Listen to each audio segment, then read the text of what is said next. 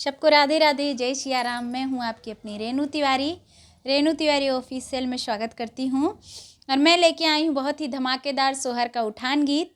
और आप लोग सुने, अगर सोहर गीत अच्छा लगता है तो प्लीज़ कमेंट करके बताएं। और अवधी लोकगीत सुनने के लिए मेरे चैनल को सब्सक्राइब करें।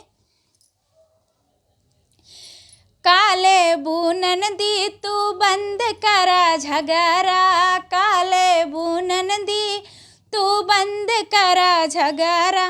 साड़ी कई सौख बटाई हमसे बतावा, लहंगा कई सौख बटाई हमसे बतावा।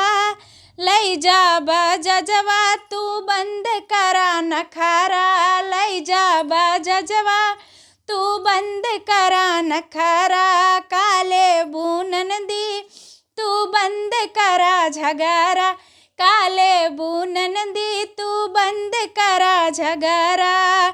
कंगना कई सौख बटाई हमसे बतावा, कंगना कई सौख बटाई हमसे बतावा।